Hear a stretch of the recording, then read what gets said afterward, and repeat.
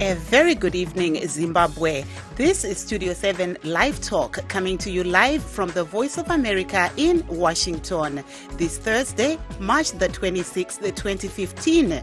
Welcome to the women's segment, the Women's Roundtable, where we talk about issues affecting women. I'm Marvelous Mhlanga Nyahuye. And I'm Praxedis Jeremiah. And today on the Women's Roundtable, we're looking at the high prevalence of child marriages in Zimbabwe. What are your views on the issue? To join our discussion, you can phone us directly on 001-202-619-2077. The number again, 011-202-619-2077, and we'll call you back. And Live Talk goes out to Zimbabwe on the 909 medium wave frequency and on the 4930, 5940 and 15455 kilohertz shortwave, Monday through Friday, 8:30 p.m. But for you ladies out there, Thursday is your day. And we are also on the internet. You can find us on the web on www.voazimbabwe.com, kumbe njalo ku www.voazimbabwe.shona.com, kumbe njalo ku www.voandebele.com. Mukushanda kwakuita Marvelous kusangana nedambudziko huru revanasikana vari kurodzwa vasati vabhazera. Kana tiri kubhazera tiri kutaura vana vari pasi pemakore iwo 18 kana kuti 18. Unoona kuti muMashonaland Central dambudziko iri ndo marakanyanyisa zvikuru muZimbabwe yose, apo vana vari kurodzwa vachiri vana vadiki vakawanda zvekusvika zvaningati zvikamu 5 kubva muzana 60%. So idambudziko guru ratiri kusangana naro, isu mukushanda kwatiri kuita tiri kuona kuti dambudziko iri riri kukonzerwa nezvinhu zvakawanda zvinosanganisira izvo kurodzwa kwevana kuti vabereki vange vachiwana upfumi nekuda kwekuoma kwakaita zvinhu munyika, uyezve nyaya yezvimwe zvitendero zvinokurudzira kuti vana vawanikwe vachirodzwa nekukasira, uyezve nyaya yekungoti vabereki vachine pfungwa yakare iya yokuti mwanasikana kuti anzi awana chaawana kana kuti yatingati achievement anofanira kunge aroorwa. Saka vari kukasira ivo kurodza vanasikana, zvinova zvinhu zviri kukanganisa upenyu nemararamiro uye kuisa vanasikana panjodzi nokuda kwekuti vaakuzosangana nematambudziko avanenge vasati vava ready kuti vange vachisangana nawo. Zimbabwe is among the countries with the high prevalence of child marriage, as we see that statistically it is 30% of girls under the age of 18 in marriage, and which is against the Convention on the Rights of the Child. First is simply the issue of girls not having full access to education and dropping out of school, and therefore looking at child marriage as an option out of poverty. Secondly is the whole issue of culture and traditions and the whole unacceptable situation that we still find people who abuse our girls running behind culture to justify the reasons why they are marrying our underage girls. It's also about faith communities. We still have some faith communities who still believe that it's okay to marry an underage child. And these are some of the issues that we really need to address. In terms of what happens to girls when they are married underage, first is about their health, their simple health and well-being. We've seen, and the statistics have shown, of the health risks associated with child marriage. When girls get married, they are at risk of acquiring sexually transmitted infections, including HIV. The second is maternal mortality. When girls get married, their bodies are not yet ready for them to be able to carry a child for 9 months pregnancy. And we find that there are so many pregnancy-related complications. And today on the Women's Roundtable, if you're joining us, we are looking at the high prevalence of child marriages in the country and efforts being made to end the practice. What are your views on the issue? And Marvelous, according to the United Nations Children's Fund, UNICEF, the State of the World's Children Report 2015, the prevalence of child marriages is so high in Zimbabwe, especially in Mashonaland Central, which leads with about 50%. Yes, PJ, we just heard there from Gladys Changachirere, who actually works in Mashonaland East, and I think she'll be joining us on the program. But the report also says Mashonaland West follows closely with 42%, and Mashingo with 39%, followed by Mashonaland East with 36%, Midlands 31%, Manicaland 30%, Matabeleland North 27%, Harare 19%, Matabeleland South 18%, while Bulawayo, PJ, has the least prevalence with about 10%, yeah. which is encouraging. Yes, the African Union Committee of Experts on the Rights and Welfare of Children is in the country right now as we speak to assist government and stakeholders to come up with a program to help end these child marriages. The 3-year campaign program is expected to be launched late April by the African Union. And PJ, rights activists have been calling on the government to enact laws banning child marriages in the country. We saw Malawi did something very recently which has been uploaded. They actually put in place a law to ban child marriages. But in some in some areas in the country, cultural, religious practice and economic constraints have been said to be contributing to the practice. Our colleague Sandra Nyaira caught up with the Africa Union Commissioner for Social Affairs, Dr. Mustafa Sidiki Kaloko, and asked him how the AU will carry out their programs in 10 African countries, including Zimbabwe, to help end child marriages. My interest mainly was in the program that you said you're going to launch in countries like Zimbabwe in terms of child marriages. If you can just enunciate on that, and the countries in the world, the 10 countries that how you're going to do it. You look at me. The way we plan to do it actually is we go down there, look at what the countries are doing themselves, and then we build on the capacity that they're going to be dealing with. And then secondly, there are non-stakeholders around there. We're talking about people who come, give aid, give statistics, give figures, do the monitoring and evaluation. And this is actually what the way we want to approach it. We expect to go down to the villages. When we are launching, we'll do it in a multi-sectorial sort of way. We'll bring in religious leaders, the elders, birth attendants, in the villages, the village headmen, and also the ministries of health, gender, and women's affairs. We bring all those together because these are the real players, in terms of child marriage. So this is the way we want to do it. When do you expect to launch this program? No, we've launched it already. It was in May 2014. No, I mean going to those countries, the 10 countries that you will be going to. We've done already 2 countries. And I think there is, probably will be going to Chad in about a few months' time. We have a program I can't give you offhand, but by the end of 2015, we would have done all the 10 countries. And in the future, probably even more countries. If you can just give us the countries again. Now, let me see if I can get them off. Ethiopia, Chad, Niger, Zimbabwe, Sierra Leone, Guinea, that is Guinea-Bissau, Mozambique. I'm leaving out a few, but those are the ones that I can tell you offhand. Thank you. Yeah. That there was an interview by our colleague Sandra Nyaira speaking to the AU Commissioner for Social Affairs, Dr. Mustafa Sidiki Kaloko, when she attended the AU Summit. Lokho kuqhakathekile sibili ukuthi kube lo mthetho oqondana lokwendiswa kwabantwana. Kodwa mina bese ngisithi mina lo mthetho ungaba khona. Kumele kube lemizamo yokuthi abantu babe wazi lo mthetho. Ngoba even leyo esilayo abantu abayazi. So nxa bengayazi kunzima ukuthi bathole ama-rights abayiphiwa ngumthetho oyabo khona. So kungaba lo mthetho nalo kuyakumele abantu babewazi. Labantwana babewazi futhi kulo mthetho owalisa abantu ukuthi babathathe.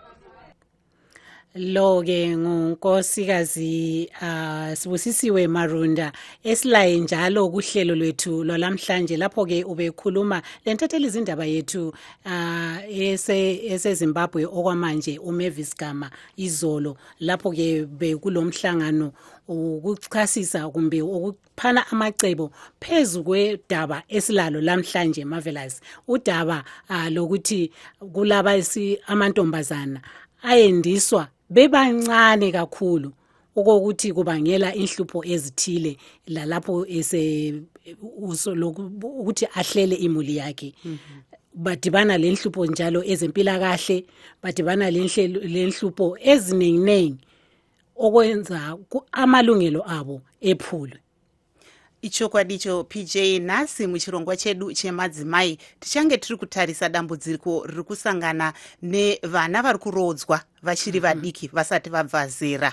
Pari zvino kuri kunzi iko kuMashonaland East ndiko kune dambudziko guru uyezve taita rombo rakanaka kunge tina muzvare Gladys Changachirere vanoshanda ivo nesangano re Institute for Young Women and Development kuMashonaland Central. Uko ndoko kwatiri kunzwa, in fact sorry about that, it's Mashonaland Central ndoine dambudziko guru rakamira iro at 50%. And muzvare Changachirere vachange vachititsanangura kuti sei zviri kuwanikwa izvi zvichiitika kuMashonaland Central. Uyezve vachange vachitsanangura kuti dambudziko iri rinokanganisa sei vasikana vechidiki vanenge varoorwa vasati vabva zera. Tambotaurazve namuzvare mai Gumbonzvanda vanga vari kuti ivo vasikana vanoroorwa vachiri vechidiki vanowanikwa vachibatwa nezvimwe zvirwere zvakadai seHIV and AIDS nezvimwe zvirwere pavanenge vava kubatsirwa zvakadai sefistula. Dambudziko riri kuwanikwa ragara haro riripo asi raakutaurwa nezvaro pari zvino. Saka PJ I think togona kutora hedu munyarikani wedu wekutanga nekuti tinavo vese vaviri vakamira pari zvino. Tochitanga na Miss Gladys Changachirere vari kuMashonaland Central kuti sei kwenyu uku kuri kuwanikwa kune dambudziko guru iri. Wazviita hako marvelous. Ndinonzwa kubatikana zvikuru kuti Mashonaland Central Province inoramba ichingotopa kana kuti ichiva pamusoro pane zvinhu zvisina kumira zvakanaka. Tinoona isusu kuti pari zvino dambudziko revana vari kurodzwa vari pasi pemakore 10 riri kunzi rakanyanya kukwira stereki muMashonaland Central Province, riri iro muzvikamu 50 kubva muzana kana kuti 50%. Tinoona zvakare isusu kuti mugore rapera parakange ronopera tichicherechedza isusu 16 days against gender violence, kwakabuda iko zvakare magwaro aitaura kuti Mashonaland Central Province ndiyo iri pamusoro zvakare maererano nemhirizhonga yakanangana nemadzimai. Ichinge yakamira iyo pazvikamu 80 kubva muzana kana kuti 80%. Saka tiri kuona isusu kuti matambudziko aya anofambidzana zvikuru nokuti one way or the other anobata mwanasikana. So zvinhu zviri kutirwadza, asi mukushanda kwatiri kuita tichiedzawo kubvunzurudza mhuri nevanasikana vatiri kushanda navo vari kuchema ivo vachiti kune matambudziko akati wandei ari kuita kuti dambudziko iri rambe richienderera mberi. Chekutanga chichiva icho chikonzero chakanangana nenyaya yekuoma kwaita zvinhu munyika medu. Tiri kuona isusu kuti vanhu vakawanda havasi mumabasa, madzimai nedzimwe mhuri vaitawo zvekuhodha vachitengesa, mazuva ano hakuna mari iri kuwanikwa ichitenderera. Naizvozvo vabereki vakawanda vari kuti ivo vakasungikana maererano nenyaya yokuti vange vachiriritira mhuri dzavo. Saka tiri kuzoona isusu kuti vazhinji vacho vari kurodza vanasikana vavo vari mumakore anoita 12 years 13 years vachida ivo kuti vatapudze dambudziko rekuriritira mhuri vachiita sevanoripa kune mumwe munhu. Tichiona zvakare kuti vamwe vacho vari kutoti pavari kurodza vari kuda kuedza kurodza vana ava kune vanhu vavanofungira kuti munharaunda ndo vanhu vanenge vanonzi vanoti wanei zvishoma, kuitira kuti vawane pfuma yakati kurei vachitarisira ivo kuti zvinhu zvinogona kuvabatsira muupenyu hwavo. Then toona zvakare isusu dambudziko rekuti nenyaya dziri kushaya vana ava havasi kuenda kuchikoro. Saka dzimweni dzenguva vanozongoguma varodzwa. Ndofunga mese munoziva kuti pachivanhu pedu pane dambudziko riya rokuti mwanasikana akagara pamusha haachengetedzeki zvakanaka, idambudziko pamusha. Naizvozvo vanhu vari kukurumidza kunge vachirodza vanasikana vavo kuti vabvise dambudziko iroro ravanotyira kuti vanozowanikwa vachiita pamuviri, vachiita vana vanenge vasina anovariritira. Muzvare Changachirere ndombopinda ipapo ndichibvunza kuti tanga yenyu mataura dambudziko rechipiri, asi pane zvamuri kuita imi here sesangano kudzidzisa vari muMashonaland Central umu kushata kwakaita zviri kuitika izvi? right, rega nditaura dambudziko rechipiri ndobva ndataura zvatiri kuisa zvakare. Dambudziko rechipiri riri pakusaziva mitemo yenyika yedu, zvikuru sei muvanhu vari munharaunda dzakaita semaruwa, mumapurazi kana kuti nzvimbo dzaakugarwa nevanhu mazuva ano nekuda kwekupiwa minda uko, kana kuti munzvimbo dzakaita semumigodhi. Vanhu vazhinji havazivi ivo kuti kurodza mwana ari pasi pemakore 10 imhosva pamutemo wemuzimbabwe. Tinoona zvakare kuti kunyange kune madzitare echivanhu traditional court, vanhu vari kuti vakaenda nedambudziko rokuti mwana awanikwa achidanana nemukomana wemuraini kana nemurume wemuraini, voendesa nyaya kuti inotongwa kudare. Mambo ari kubva akasira kutonga kuti munhu awanikwa achidanana nemwanasikana uyu ngabva aroora. Apa dzimweni dzenguva vana ava vanenge vari vana vari pasi pemakore 18.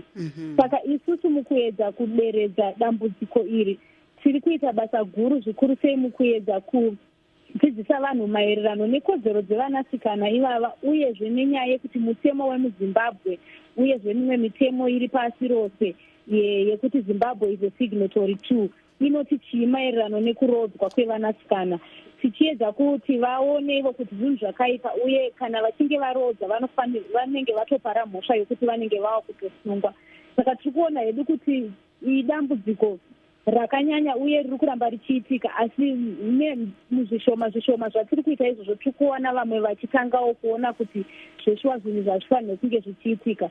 Saka tiri kungokurudzira vese vatinenge tichibata navo kuti kana tavadzidzisa isusu zvebumbiro remutemo muzimbabwe nemimwe mitemo inotaura nyaya dzekurodzwa kwevanasikana, Criminal Codification Act, kuti ivo vazoenderera mberi vachivandudzawo ruzivo irworwo kune vanhu vavagere navo, uye kuti mazuva ano vabva vatoziva kuti anenge arodza mwana iyeye nayewo akutoverengwawo kuti apara mhosva, atichangotarisa munhu aroora chete, asi kuti arodza wacho iyeye akutoonekwa semunhu apara mhosva zvakare. Thank you, Gladys Mombobata Makadaro Ipapo. PJ, that there was, some interesting revelations coming from Gladys from Mashonaland Central, where she's working, where she says most people are unaware of the laws that actually govern marrying off your child who's not yet 18. So she says her organization is working with that community to try and educate them on some of these criminal codification acts and also just the right of the girl child. Yes. Our guest unkosikazi Busivusisiwe Marunda ngilethemba ukhona ecingweni, siyakwamukela kuhlelo.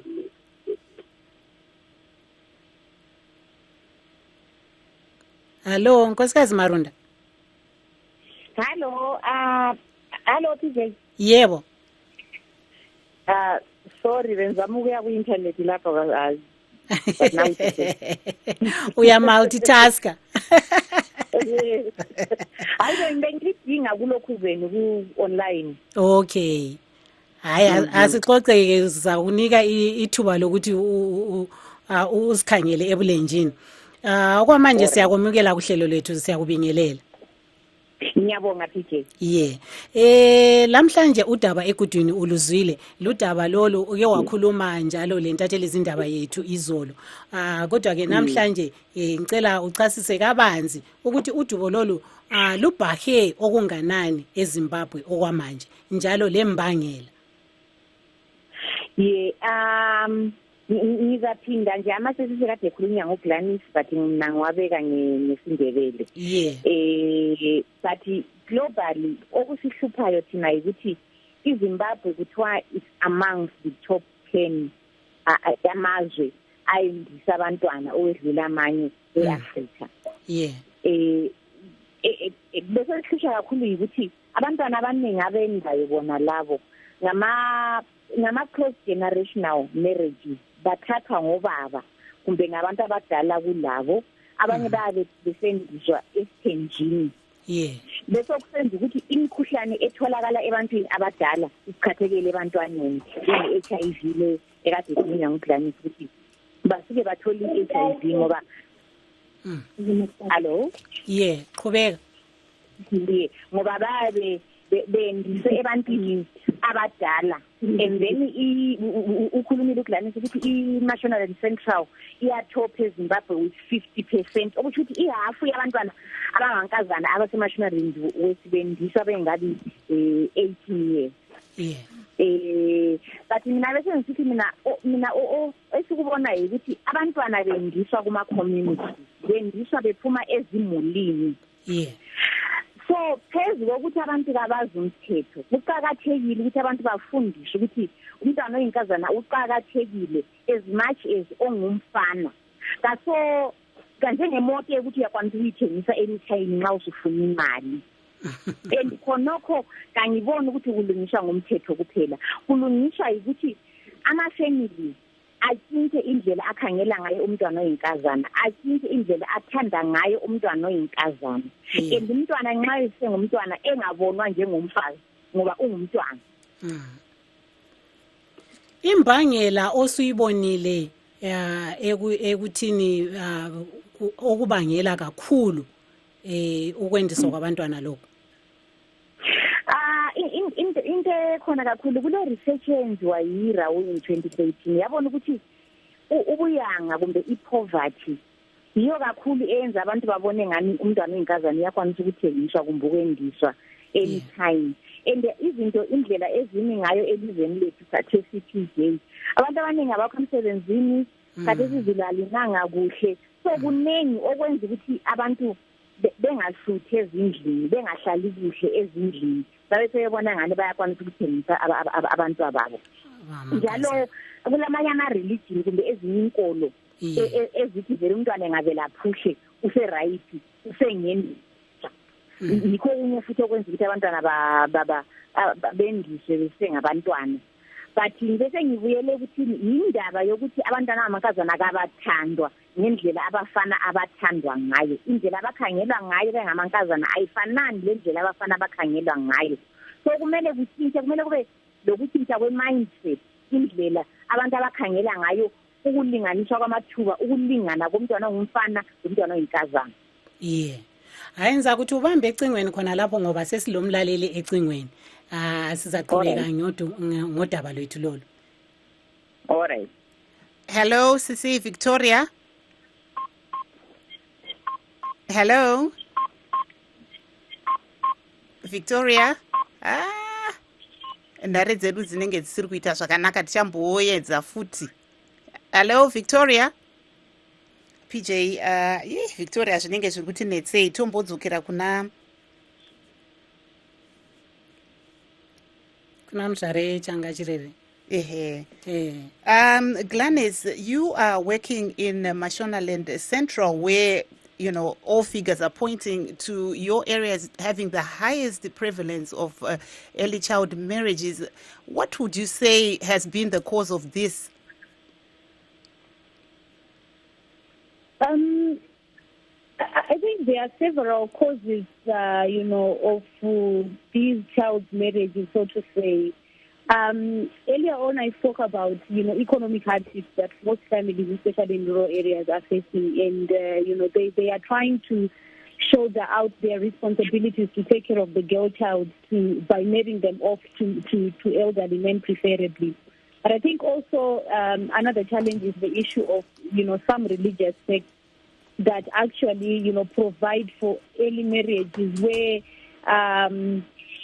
the churches promote that the girls be married off at an early age. We have quite a number of, the popularly known as Joani Masowe, religions, among many other African traditional religions, where really they try to encourage early marriages amongst these girl children. And unfortunately, for these communities, they are sort of like very close communities where even if we try to take our programs there, it's not really easy to penetrate through because the religion also does not allow them to be participating in the public arena. So they try as much as possible to make sure that the women and the girls in these churches do not have access, to information regarding their rights and other laws that are meant to protect them. And then the other, reason, of course, is there are some people who still carry the belief that as Africans, marriage is an achievement. And if we marry off the girl child at an early age, we are then seen to be, a family of high moral standards. And this is really quite disturbing because this is what sort of like perpetuates this thinking that as Africans, we need to continuously uphold our traditional practices. Unfortunately, which are harmful to the girl child and young women in general.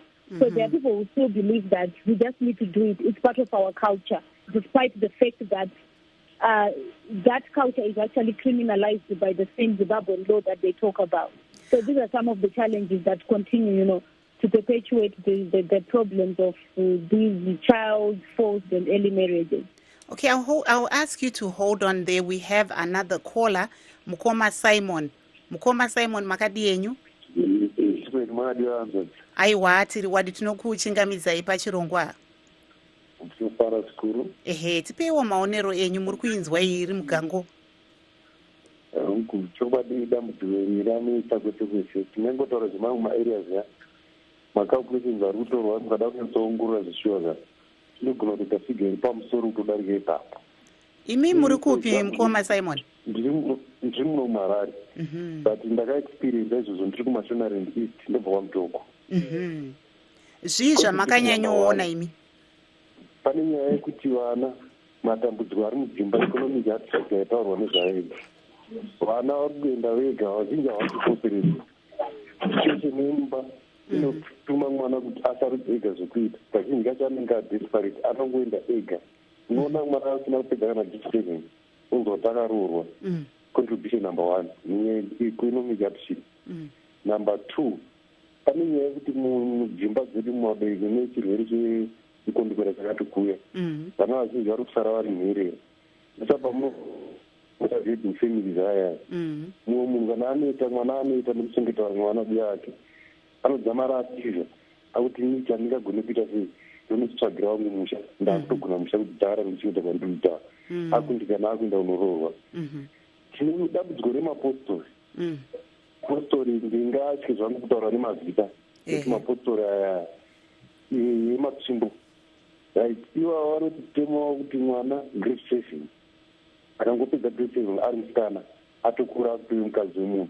Ndopamunozoona vari kupinda vari 20 pamurume umwe chete vari vana vadiki. Ukada kuongorora izvi kuti kuita survey yacho kupinda kuri kwaMutoko unogutsikana nekutorwadzira mwoyo nazvo. Contribution yendoti vana varoorwa vari vana vadiki. Saka pogadziriswa sei Mukoma Simon apa? Chandiri kuona ini nhangu singatodikanika vari kutoda mapeer group anofanirwa anga achipinda muarea kunyatsodzidzisa vanhu vanzwise upenyu kuti hwakamira sei pakurodza mwana achiri mudiki. Matambudziko avo akasiyana akawanda pasi. Munoona chofananidzo ndepekuti ivo vanorova pazvakaita kupostori uku vanotora vana vadiko varodza vachiri vana vadiki. Kuchipatara vanoda kusungunuka vaende kuchipatara. Then vazhinji vacho munoona tiri kurasikirwa nekwavanoenda kwavanoti kuchidzidzo kuna nambuya nyamukuta kwavanosudza nhombe yekutanga chaicho haidi kuti mwana asunungukira ari pamba. Inotora vana mukoti vanoongorora kuti mwana akamira sei mudumbu tomusunungutsa sei vazhi vaona kuti zvese vanoita vega.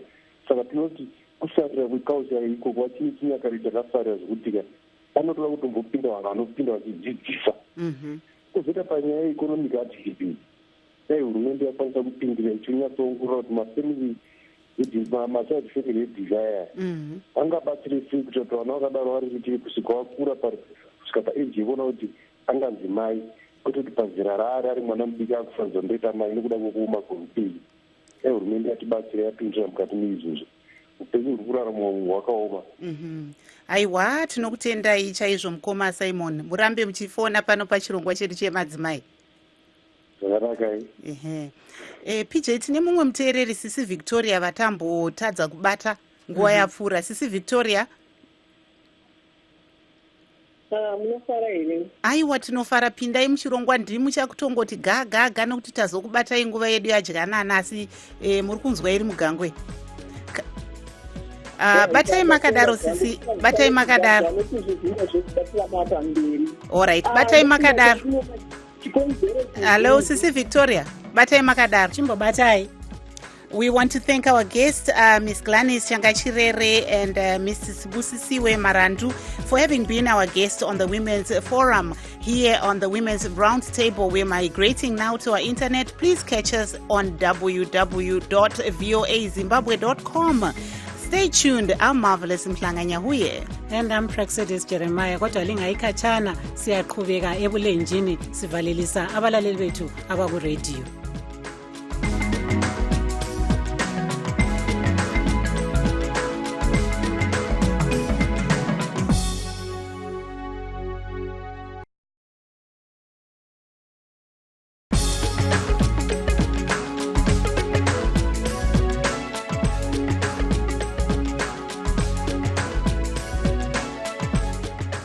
welcome again. If you're just joining us or if you've been following us all along, this is the Women's Round Table. And this evening we are looking at the issue of early child marriages, which is said to be very rampant in the country, especially in Mashonaland Central. And just before we went on the break, we had a caller, Miss Victoria. So we will take your call. Please stay on the line. We will take your call as we go on the program. Kwabasanda kusixhuma singumsakazo westudio 7 lapha ke sikuhlelo asihluzeni bomama sihluza udaba lolu lokwendiswa kwamantombazana besesebancane abagcina sebedibana lezinhlupho eziningi lapha enhlala kahle emzini kona lapho badibane lenhlupho njalo ezempilakahle lalapho sebebeletha. Aiwa PJ sisi Victoria ndofunga vambomira asi kuti tingoudzawo vamwe vanga vasinesu muchirongwa chapfuura. Nhasi tiri kutarisa dambudziko rekurodzwa kwevanasikana vasati vabva zera riri kunzi iro ratekeshera munyika nyanya kuMashonaland Central Province. Saka tine rombo rakanaka nhasi, tine nyanzvi dziri kushanda nevana vechisikana vechidiki. Asi tisati taenda kunyanzvi dzedu PJ tombotora sisi Victoria tambenge tarwadzikana kuti chokwadi toshaya here sisi Victoria pachirongwa asi vazowanikwa. Makadi sisi Victoria? Aiwa tiri wadi, muri kupi imi? Ndiri kunyadzura, ndinoshanda nemayouth. Pakatonaka. Saka tipeiwo maonero enyu panyaya iyoyi nezviri kuitika kwamuri kunyadzura uko. Alright. Maita basa. Imwe issue yandinoona handiti nyaya yepoverty ndiyo major issue apa handitika. Urombo chaiwo ndori kukanganisa vana vedu, especially muzvikoro. Vana vari kurumidza kufuririka even nevanhu vati kure kwavari kana varume vaya vari kuya kwavari nezvinhu zvinoyevedza kwavari handiti. Then mwana murombo haana kana chainacho handiti. Saka mwana anokurumidza kunyengedzwa otosiya zvechikoro akutondoroorwa pachikoro handitika. And then tine kuti imwe issue yatinoti ma-traditional practices handiti. Issue handiti inyaya yekuti yakagara iripo. Saka zvakagara iripo inongotorwa sekutoiti zvinhu zvingori normal. And chimwe chinoitika ndechekuti mukatarisa ndingati ivo vabereki vamwe havakoshesi education. Vakangojaira zviripo ngokuti mwana chero wangoroorwa atowachibva atoita ina achievement in life. Saka zveeducation havachazvikoshesi muupenyu. And the kuti akazofunda zvakanyanya maybe achakoshesi murume ndiyo futi nenyaya issue iripo. And then tine ma-religious practices anoitika especially kwana marange kuya kumapostori handiti. Unoona kuti atori maitiro avo iwawo ekuti vanotorodza mwana achingopedza kana magrade 7 mafomu 1 havatoendi kumasekondari kuya vachionzi vatosvika pazera rekutoroorwa endi ndingataisa vari kuroorwa nevanhu vemazera avo vari kuroorwa nevanhu vakura. Uye atingati kuti imwe issue yema-religious beliefs iyo handima-religious practices handitika. And then tine kuti imwe issue yatinayo ndeipi sisi Victoria? Hello? Taura yenyu? Ndataura nyaya yeurombo iyoyo handika nema-traditional practices neiyo nyaya yema-religious practices. Nevamwe vabereki vandataura kuti havakoshesi education, vanokoshesa kuti mwana akati wana munhu arida kuti amuroori then kwavari vanenge vatoita an achievement in life. Ndoine nyaya iri kunzira ma-early child marriages. Saka pane masangano ari kumbouya here munharaunda yenyu yenyadzura vachishanda nemi kuedza kudzidzisa vabereki nyanya panyaya iyoyi sezvo matimi muri kushanda nevechidiki? Isusu tiri rimwe sangano rinotobatsira, tinofamba muzvikoro zvakatenderedza tichibatsira mayouth ari muzvikoro tidzidzisana nawo nenyaya ye-early child marriages iyoyi kuti vakoshese zvechikoro. Tiwadza kuti madambudziko avanosangana nawo handitika especially kana pama-early pregnancies paya zvinozovaafecta sei muupenyu handitika. Ndo zvinhu zvatinofamba tibatsira nawo. Tine magrupu mamasangano atinongobatsira nawo anotaurawo izvozvo vakaita sana festiwo kwananaki ndo mamwe anobatsirawo kuno.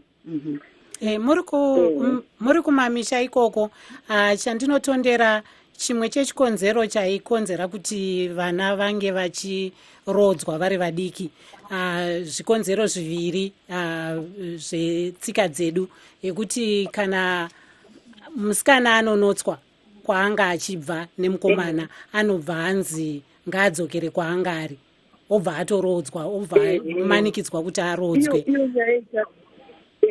Ndakaona inoitika zvakare muzvikoro zvizhinji. Handiti ndeyazvekuti nyaya yeurombo yandambotaura iya, kuti mubereki anobvaona kana kuti mwana ari kudanana kana naticha pachikoro ipapo. Handiti saka mubereki anobva atoona itori habiti yavo vamwe vabereki vari kumaruva, kuti vanototsvaka kuti mwana adanana kana naticha ari padhuze, then vanobva vatora mwana iyeye votonomuti chibva watogara ikoko. Handiti zviya zvekuita kana kuda vamwe vanenge vachiitira kubatirira.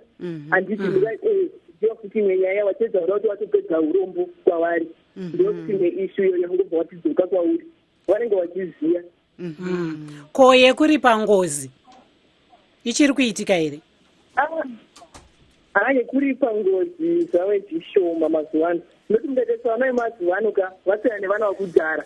Ndingangoti panyaya yekuti ndofunga nyaya yekuti mazuva ano vana vakuendawo kuchikoro wakuvhurika, vamwe vakuziva maraiti avo. Handiti saka nyaya yekuti kuri pangozi wemazuva ano vamwe vakuramba, ndopanozoona kuti mwe mwana akanzi ndanori pangozi, vanogona kusvika otiza, haachasviki ikoko kwanzi ndanori pangozi, osvika otiza, autofamba mustriti, autoenda kana mazuva ano vanhu vakuenda especially vadiki avo, otonzwa kuti kauti ari kumabhawa akati akawanikwa kubhulawa yava kuita zvechifambi akadai, anenge atoona kuti izvizvo zvitori nani pane kuti aende kunori pangozi. Saka mazuva ano ishe kuri pangozi kuchiita zvationgorora zvatinenge tichiita takaona kuti yadzikira mwana vadiki. Sisi Victoria, meno kana mchikwanisa kungoti gaga nechirungu ngotsanangura zvamataura, pane mamhoinzi amataura ipapapa ari kukonzera nyaya iyoyi yamungati gaa nechirungu? Andichiga. All right. In short, I can say child marriage is just a traditional practice that in many places here in Zimbabwe happens simply because it has happened for generations. But I would like to quote Graka Martel, who says traditions are made by people and we can always change. And again, I also mentioned another issue here of religious practices, poverty. Yeah, I think that's short. Okay, thank you so much, Miss Victoria. And I hope that you'll be able to carry the word forward. We are really proud of the work that you're doing so far from what you're telling us. You are welcome. Thank you. And keep on calling to Studio 7, Women's Roundtable. Okay, thank you so much. Thank you. PJ, tisataenda kuvanyarikani vedu tombotora mukoma Blessing. Makadi mukoma Blessing. Tosimba makasimba here? Tinosimba zvedu. Muri kupi?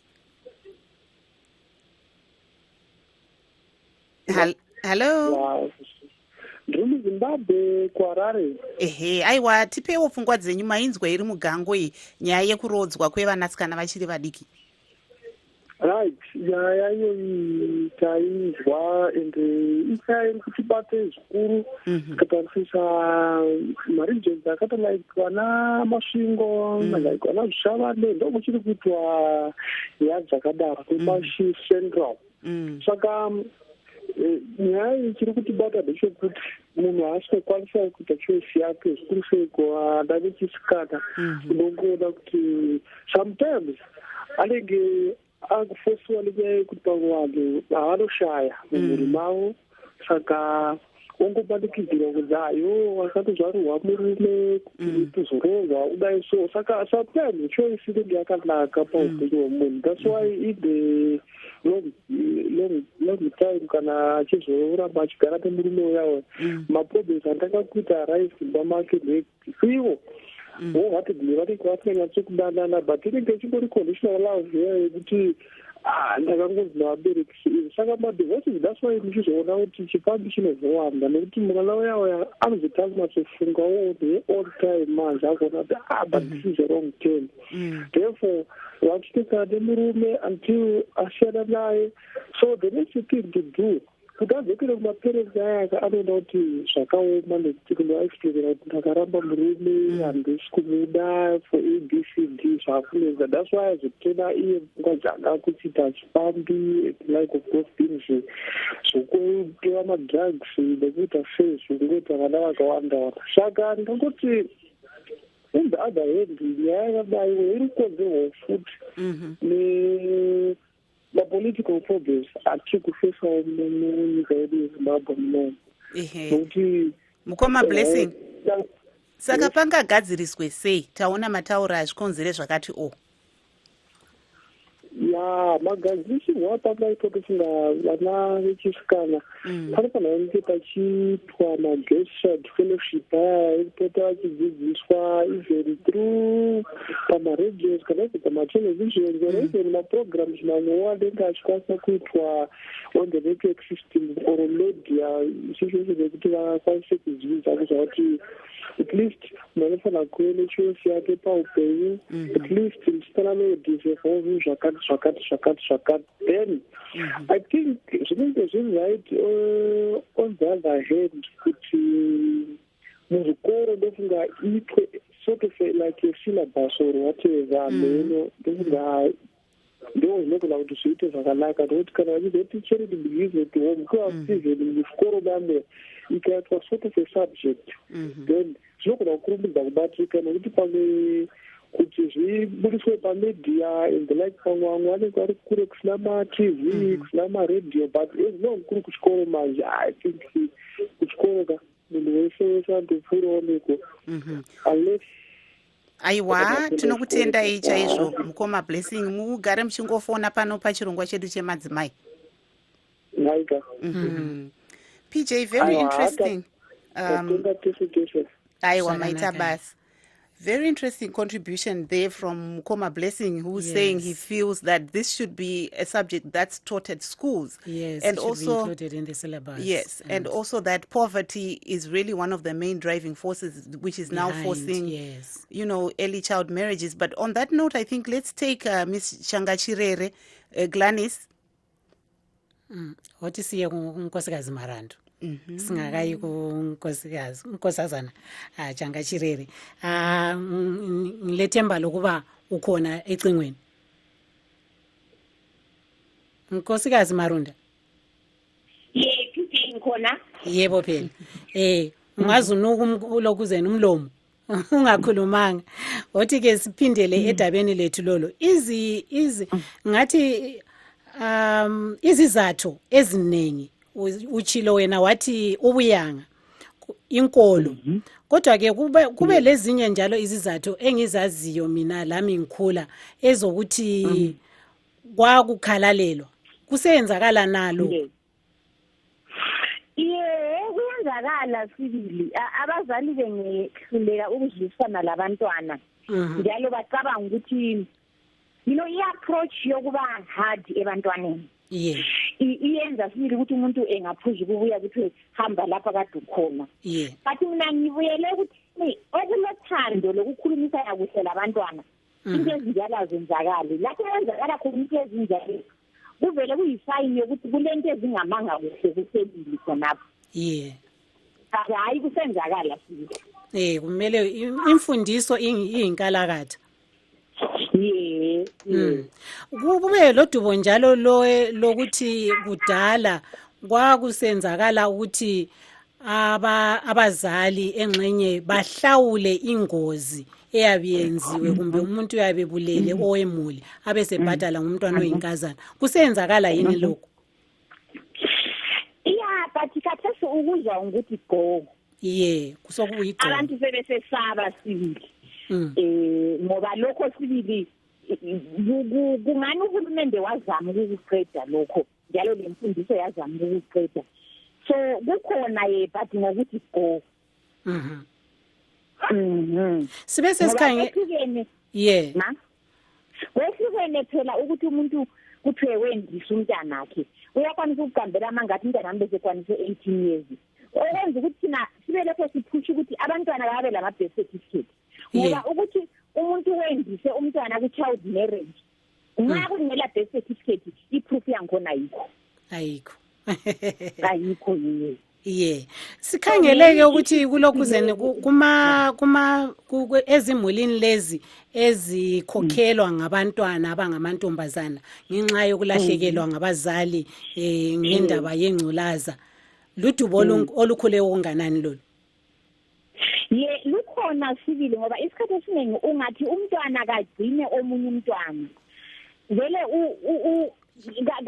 gala macebo ukuthi uyakwenza njani. So isikhathi esiningi okusuka kudube ukuthi abanye bangani bethu laba bangobaba basuka bakhangele babona ukuthi lapha ngingathatha nje kumbe ngabe ngihamba ngisiyangena komakhelane bisuku nje banabantwana sebebodwa. So kugcina sibili kusenzakala labanye abantu abagcina abantwana babesele ngabazali bezintandane uyabebona ngani angaphanyisa ngimendise uduwo lebalilishwane kimi. So kukhona sibili. Yeah. Marvelous. I asked a few questions to Mrs. Marunda, the problem of religion, the problem of child-headed families, the problem of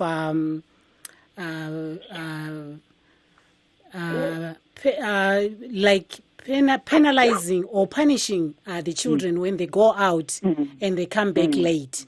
Maybe PJ, she's on the line. Let her tell us exactly what she said in English so we can also understand. And also, you were at a meeting yesterday where with the AU and some other stakeholders. Maybe you can also take this opportunity to tell us what went on after you tell us what you were discussing with PJ. Okay, you talking to me? Yes, Ms. Marunda. Oh, okay. Okay.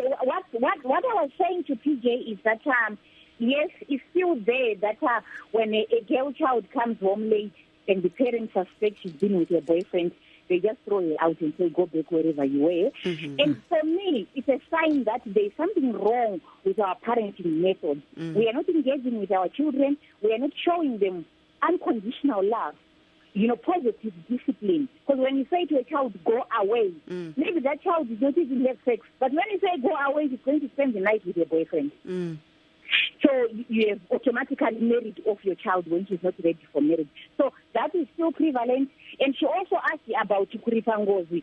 And I said that is still there, but on very rare occasions you read the reports about that. And then she was asking about child-headed families. And I said yes. The propensity for children who are heading families or who are living in a child-headed family to be involved in a child marriage is very high. Because when you ask a child to look after another child, that child is not equipped to do that. So they can resort or they can be taken advantage of by unscrupulous men. And then there are also orphaned children who are housed by relatives. And maybe relatives feel, I might as well marry off. Maybe because of shortage of resources, we have unemployment, we have so many other economic challenges that are bringing the family to its knees. That impacts negatively on children. Thank you very much. And I just also asked you about the meeting yesterday with the AU. What came out? You were part of that meeting. Yes. What really basically the meeting was discussing the planned launch that is going to be launched in partnership with the government of Zimbabwe, in partnership with the AU. This year, the Day of the African Child theme is on child marriages by the AU. So we're basically just talking, planning about how that launch is going to be done towards end of April. And the alarming statistics that Gladys was referring to were shared there. And people just were brainstorming and talking about how to go about it. And for me, and I even made that point yesterday, it goes to positive parenting, positive discipline, being able to talk to our children, being able to value our children, being able to say, okay, we don't have money, but we have love, and love cannot be bought. Let's just give our children love. Thank you. Vanenze vevanzwa PJ tiri kunzwa mai Marunda apa vari kutaura kuti pamwe kurera kwatiri kuita vana hakuna kunyatsomirawo zvakanaka. Isu sevabereki tinofanira kunge tichida vana vedu, kwete kuti kana asvika nguva iye isina kutsarukana womuti aiwa chibva waenda nemunhu iye chidzokera kwawanga uri wobva wamurodza iye asati akwana nguva yekuti arorwe. Uyezve nekungotiwo zvinhu zvakadai sekungodzidzisa mwana kwete kumuendesa kune zvezvekuti child headed families, kuti vana vanenge vasara pasina munhu mukuru ndo vamwe vari kuwanikwa vachibhinywa nezvinhu zvakadaro kana kuzorodzwa nehama iwe washayikwa. Asi tichiri ipapo bisi changa chirere tambokumisai regai timbonzwa kwamuri manzwa vateereri vanga vachitaura zvakawanda, uyezve tatina mai Marunda apa vanga vari kutaurawo nezvanga zvichiitika nezuro. Misi changa chirere, saka zvii zvingaitwe mune ramangwana tichitarisa kuti sekutaura kwaita Miss Marunda kuti theme yeDay of the African Child ndeiyoyi yenyaya yekurodzwa kwevana vadiki. Yeah, I think sekutaura kwaita Marunda, the launch that the African Union, in partnership with Zimbabwe's Ministry of Women's Affairs, Gender and Community Development are going to do, to begin a campaign against the early child and forced marriages. I think to me it's really a commendable thing that even if you see ari kumamusha kwakaita sematentra uko, we should also be found to take part in such kind of campaigns. But I want to emphasize, Marvelous, that I really find it very disturbing kuti kazhinji patiri kuita advocacy work, awareness raising work, civil society uye semadzimai ari kurwira kodzero dzevanasikana nemadzimai, tinonyanya kuturika basa redu pamusoro-soro zvikuru takanangana nenyaya yekuti tinoda kuti tinge tichinzwikwa kuti ndo zvatiri kuita, ndo zvatiri kushanda nazvo, tichinge tichitaura imi pamaredhiyo kudai. Asi tichizoti tikadzika pasi tinoona sekuti isusu shoko harisi kunyatsa kusvika kwarinofanira kunge richisvika. Unoziva kunowanikwa vanasikana ivavo vari kusangana nedambudziko irori zuva nezuva. Saka kurudziro yangu zvinova zvinhu zvandaitaura zvakare pamusangano wanezuro iwowo ndichiti hongu tichaloncha hedu campaign iyi, asi ngatiedze tese patinogona napo kuti mashoko atiri kutaura iwawo zvese zvatinenge tichiita ngazvisvike kunharaunda dziri kure nemadhorobha akaita seHarare, because kazhinji zvinhu kana zvichitaurwa it's up there, nemadiplomats neutungamiri hukuru, but vari kumusha havana, ruzhinji rwavo haruna zvivhitivhiti, havana redhiyo, havana manewspaper ekuti vanga vachisangana neinformation yakakosha kudai. Saka zvinenge zviri zvakanaka kuti pazvinenge zvichiitwa ngatimekeiswa kuti maorganizations ari pasi they are involved, and maybe it's possible even to engage vanasikana vacho vari kusanganikwa nedambudziko irori zuva nezuva. Then chechipiri chekuti iwo utungamiri hwedu pahunenge huchiloncha handiti vanodiwo zvakare kumbobudawo mumadhorobha imomo voenda kundoko vawanikwe vari vanhu vanenge vachitaurawo mashoko iwawa, because ndofunga unoona nemamiriro edu akaita nyika yedu yeZimbabwe pane zvimwe zvinhu zvinotarisirwa kuti zvikataurwa nema-NGO kuda hazvina basa, ma-NGO aripo kufamba nemaagenda avo, but utungamiri ihwohwo hukaprovida role modeling, voenda kundoko vachitaura nevanhu, vachisangana nevanhu, vachifurudzira kuti vanhu vasaita zvinhu zvakaita sokurodza vana vadiki, vachitoropodza zvakare madhiketi ari kurodza vanasikana ava. Zvinhu zvinogona kugamuchirwa zvikakwanisa kutidetsera kuti tinge tichigadzirisa dambudziko irori. And then lastly, of course, hatikwanisi kupedza dambudziko iri tisina kuadresa nyaya yema-economic issues, anova ndiwo rimwe dambudziko guru riri kukonzera kuti zvirambe zvichiitika. Mombomira makadaro, Miss Changa Chirere, mbomira yenyu makadaro, tina Sisili Ndiwe vari parunhare dzimwe dzenguva vangange vane mubvunzo wavangade kukubvunzai. Hello Sisili Ndiwe. Hello Makabi. Aiwa, tiri nani, tokuchingamidzai pano pachirongwa chedu chemadzimai. Alright, ndoda kubvunza kuti pakurodzwa pavari vana vari kurodzwa nevabereki vavo nyakuvazvara here kana kuti vanenge vafirwa vari kuchengetwawo? Tina Sisi Gladys Changa Chirere vari kushanda nevamwe vari kusangana neizvi. Miss Gladys, mungakwanisa here kuti ipindurira Sisili Ndiwe vari parunhare apa?